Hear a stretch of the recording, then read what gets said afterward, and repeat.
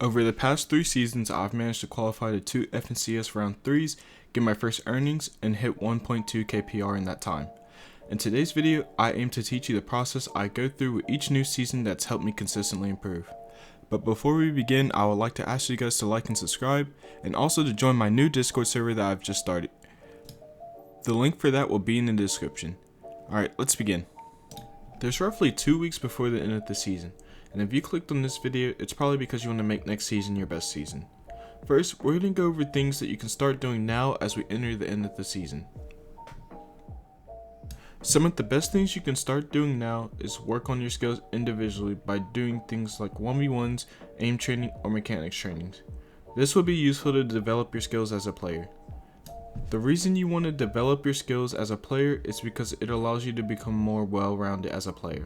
This will help you as you start to go against better players. If you're looking to become a better player, then start by doing these things and take your time to find your weak points. By finding your weak points and bringing them up to the level of your strengths, you would become a way better player faster than if you were to just do these things without working on them. And if you're looking to get better placements in tournaments, then learn how to fix up your endgames. Fixing up your endgames will be huge because a lot of teams die in the top 20 to top 10 range when they could be winning these games. This will allow you to get more points and overall place better in tournaments. Now I'm going to go over some tips that you guys should follow while doing these activities, and also some advice for beginners that don't know where to start. First, we're going to go over 1v1s. 1v1s help you with fighting because it allows you to learn different players' fighting styles, which help you adapt to them faster when in game. They are also useful because they allow you to practice many essential skills like aim, mechanics, and game sense all at once. This is where I would spend most of my time if I was trying to improve my fighting. Now, the best way to improve the fastest by doing 1v1s is by going in each day with something to improve upon. This could be something as simple as not making a window edit, or something as big as tracking the opponent while fighting. This is really big because it allows you to practice these skills that are needed, even if this is something that's a window edit that you keep making that's hurting you in game. Next, always fight better players. Fighting better players allows you to get more quality for your time, and it will help you improve faster overall. Finding a friend group or someone that wants to improve alongside with you is also really huge because it allows you guys to keep yourself motivated and also keep you guys pushing on. Also, if these players can be better than you, that would be even better because it allows you to have access to 1v1 someone that's way better than you, which will help you skyrocket your improvement. Next, don't play 1v1s while in autopilot mode. This is because you won't learn anything while fighting the opponents, and it'll just add up to wasted time. This is bad because you want to spend as much time getting the best quality practice that you can, because that will help you improve the fastest. Remember that no matter how much you lose, it'll all be worth it in the end because eventually you will start winning more 1v1s against better players. This really goes for anything. The more effort you put into something and the more you try to get better at something, then you'll eventually get better because there's no way that you cannot just improve over a long period of time. Next, I would suggest playing Reels and Zone Wars for game sense and PGs for mechanics. This is because a lot of people go for clips and PGs, and it won't really be useful if you're going for clips 24/7. And last but not least, 2v2s and 3v3s are good, but play with worse players so that way you're forced to step up more.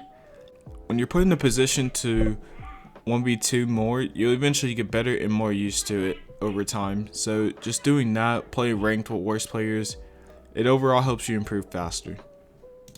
Now, we're going to move on to aim training. Alright, for most PC players, I'm going to recommend Kovacs. Some people use Aimlabs because it's free, but I think Kovacs has a better experience overall. For Xbox players, I'm pretty sure there is now Aimlabs on console, so you can use that. But if you don't have access to either, I would recommend doing 1v1 aim duels or in-game aim trainers to improve your aim the most. Next, train both your shotgun aim and your tracking aim. This is really important because you do not want one better than the other. Right now, currently, my tracking is way better than my shotgun aim, and this results in me hitting consistently for less damage than I should, which makes me take way longer to fight than if I was just able to hit a hard max shot and kill my opponent faster.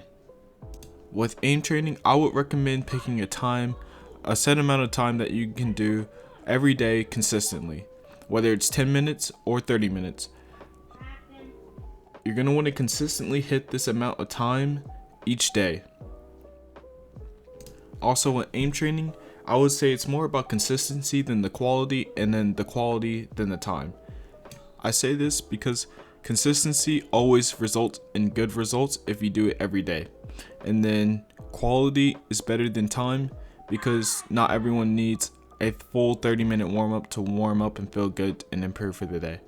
And then time is last because some people Kovacs for 1 to 2 hours a day and still see the same amount of improvement as someone that does this for 30 minutes. Next, mechanics. I'm going to suggest you guys use Raider's mechanics map to improve your mechanics. Just doing anything in there really will help you improve overall. Next, focus on 100% edit accuracy over speed. A lot of pros will tell you that they focus on 100% edit accuracy over speed because missing an edit when it's important can be very detrimental to their gameplay.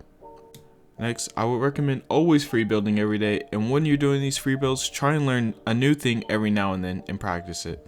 Whether it's a new retake, a side jump, or just anything with free building, just learn how to do it, and overall you will help your mechanics improve. Last but not least, great mechanics do not come overnight. You will not become Peterbot in one day just by doing this. This takes time, it takes months, even years sometimes. Remember, just keep doing it consistently and you'll get better. Next, we have Endgame. This is arguably one of the most important areas of your game. This is because 85% of your points will come from here. Endgame is vital to a team or player placing well in tournaments and doing well. Learning how to consistently get to endgame and get top 5s and 3s will help you place better overall. Now here are some tips that I have to help you improve there. First, you're going to want to create strategies and spend time practicing and tweaking them. A lot of people create strategies and then just forget to change up things that don't work.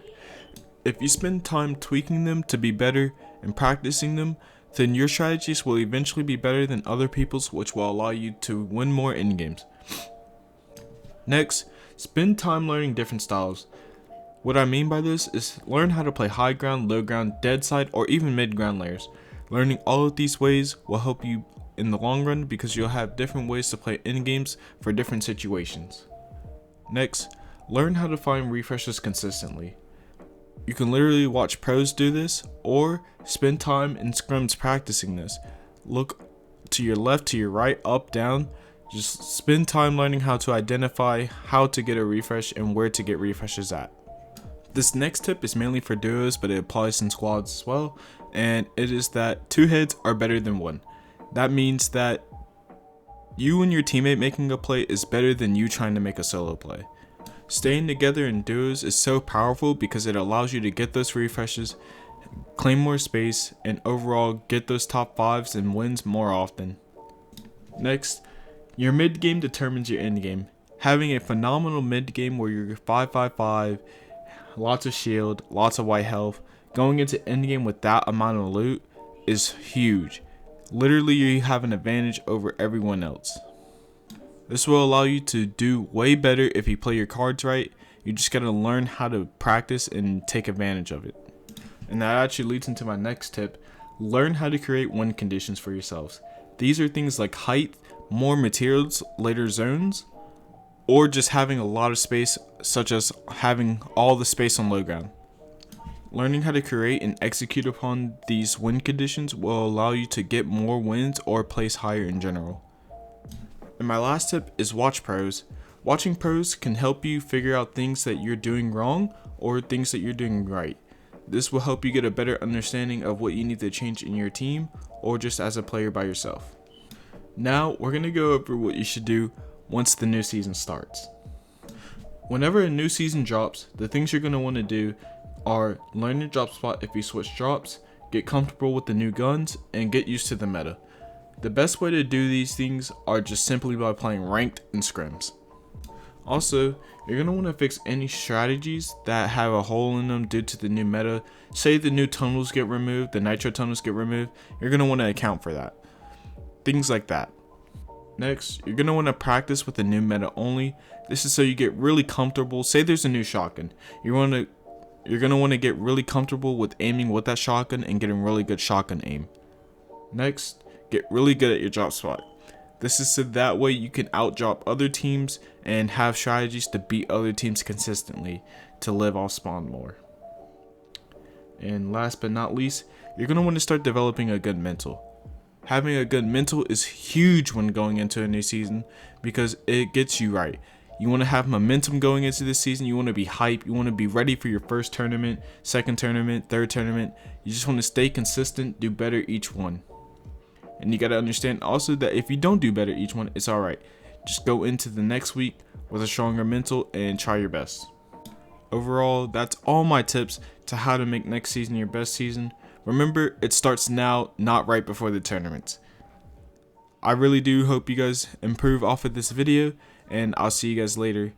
Peace.